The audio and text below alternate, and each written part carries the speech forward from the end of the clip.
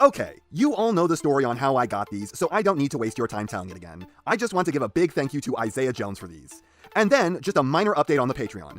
Thank you so much, everyone, for the support you've been giving me. With how far I've been able to stretch my savings over these last several months, I've been able to reevaluate how much money it would take to stabilize my income. Originally, I thought I'd need to make at least $500 a month on Patreon in order to keep from running out of money. But now, I think that number may actually be as close as $300. If I can hit $300 a month on Patreon, I think my account would stop slowly decreasing in money. For the most part, my Patreon has been hovering around $200 a month. So only $100 more a month would get me where I hope I will be financially stable, so my bank account can stop going down, though not good enough to freely buy figures again. And every dollar that puts me closer to that goal is even more time I can drag out my savings. So if you have the disposable income that you won't miss, please consider donating to my Patreon. And if at any time you feel like you need that money, feel free to end your patronage. Thank you for believing in me enough to ever put even $1 down on my dream of doing this as my career. Sorry for wasting all your times. Review! I'm going to start in vehicle mode this time too, because last time I started in alt mode, and this time I can say vehicle mode because there's no... And I might as well throw in Quake, since after this I don't know if I'll ever actually review him since I'll have already covered the mold. Both these alt modes are faithful to their G1 designs to a fairly incredible degree, with Chromedome being slightly less faithful to the original toy, but more so to his show counterpart, and Hardhead being a pretty perfect analog to both since it seems the show took fewer liberties with his design. Quake looks nothing like he's supposed to, but he is just an afterthought recolor of the original Titans Return Hardhead mold. Though, honestly, I think I prefer him like this. And while this isn't normally where I put accessories, I just want to get out in front of this before you ask what in the ever-loving hell that is! It's the Cannon Gun Rocket Launcher. Truly, a weapon to surpass Metal Gear. Why did I do this? Don't I think it looks terrible? Seriously, why though? That one the last three are connected to isn't even a cannon. These are good questions. Anyways, the nice thing about this odd tank is that it's not quite an H-tank while still being a space tank. I can't be sure how big this is supposed to be, because if these are supposed to be windows, then this thing is massive. Though, if they are supposed to be something else, and this is actually supposed to be the main normal cockpit, then this wouldn't make for much of a good armored transport now, would it? All I'm saying is that if I were fighting this thing, I know where I'd aim.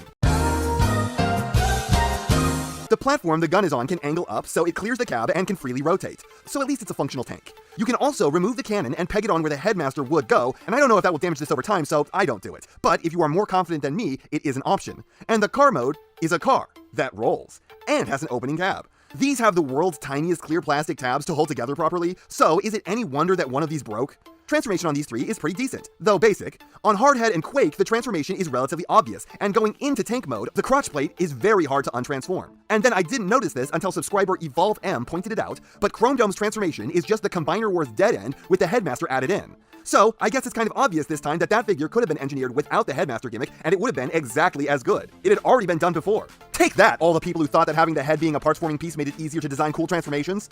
I say that knowing full well that there isn't much anywhere for the heads on the other two figures to go in alt mode. Maybe they could have had the heads pull one of these and then fold down and flip away to the underside, and I think that would work, but at least it's not super simple and completely obvious. And the robot modes of these three figures look great.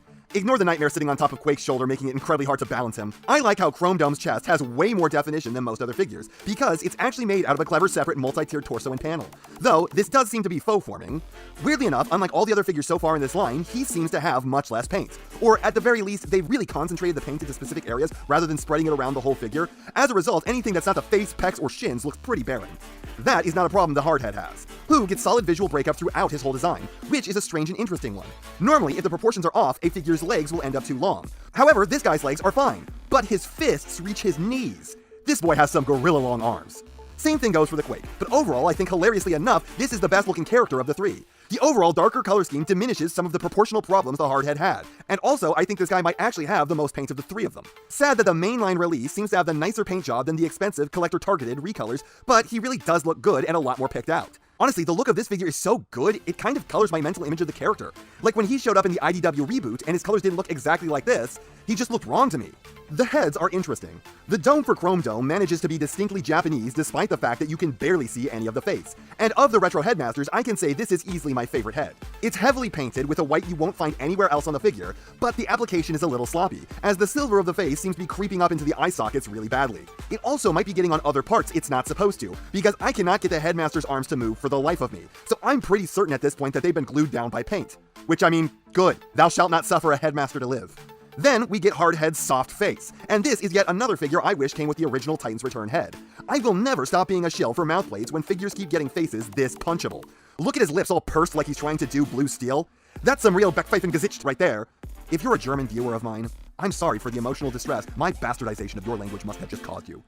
Then we get to Quake, and hell yeah, this is a million times more my speed. And also, not Quake's face at all, which I seem to have lost.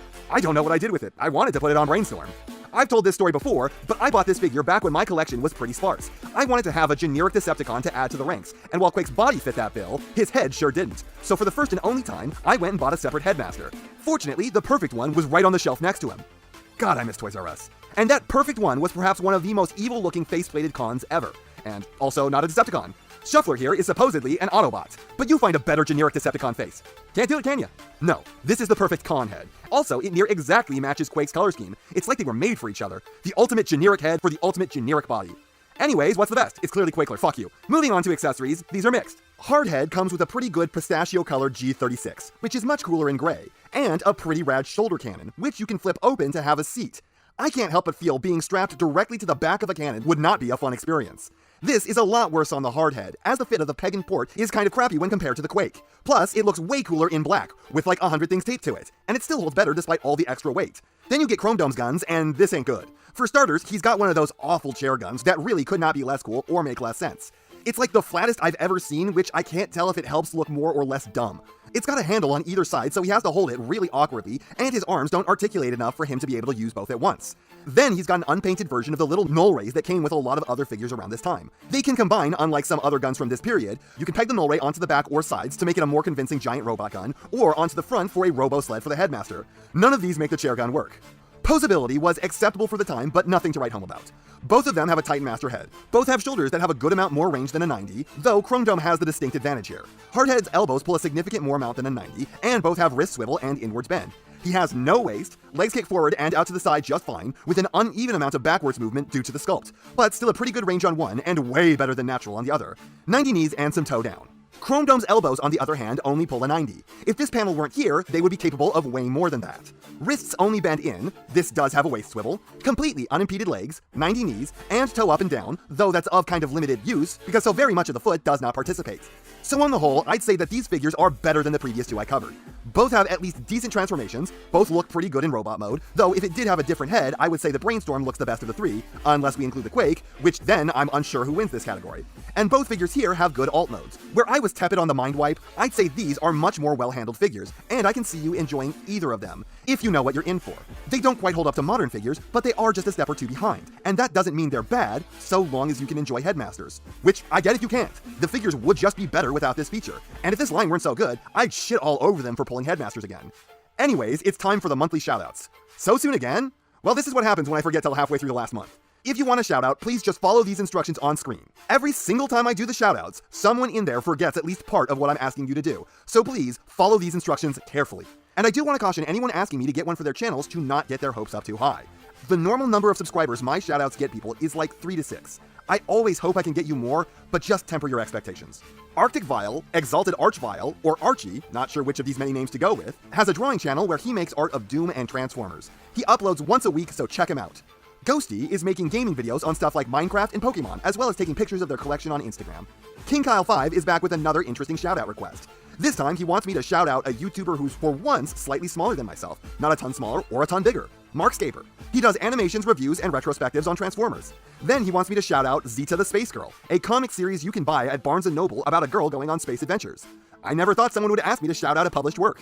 In 2 days, Blind Prime's channel turns 1 year old. He makes Transformers videos for the visually impaired, a noble cause. So if you know someone whose vision is limited, share his channel with them, and check out his stuff yourself while you're at it. Grimlock 101 is posting pictures of their Transformers finds and other stuff on Twitter. Rachet Mechani just published a short story on Amazon. Hell yeah, dude, congratulations. Check out the book's official Twitter as well as the Amazon page and pick one up if you would. How does stuff like this keep happening? How do I shout out 2 published authors in one video? Anyways, congrats again, man. I hope you can get even a few more sales because of this. Megaphil is making some real nice stop-motion Transformers animations. I was wondering where all the stop-motion animators were. And French-language video game content where he shows his grandfather Grand Theft Auto. Android GG87's birthday was on the 25th. Happy birthday, my guy. Just 3 days late. More on time than normal. Hope it was a good one. Happy birthday to Victor Wilfong, whose birthday was just on the 24th and turned 17. He's a great artist making his own Transformers universe. And on the 26th, his niece was born. So, welcome to the world, Harley Nix Russell. And congrats on the new member of the family, dude. And I swear, I did not intend for there to be 4 birthday shoutouts in a row at the end of the video. All the requests just happened one after the other. So, happy birthday to Mega Prime, whose birthday is today. Hope this really brightens up what's hopefully already an awesome day and makes it feel real special. And that's not half what I have to say, but it's enough what I have to say. And I know you know what everyone else tells you to do at the end of these videos. So if you liked what you saw here, please do that. And if you'd like to take it a step further, then please share this video with any friend you think may be interested. I hope you all enjoyed listening to me waste your time.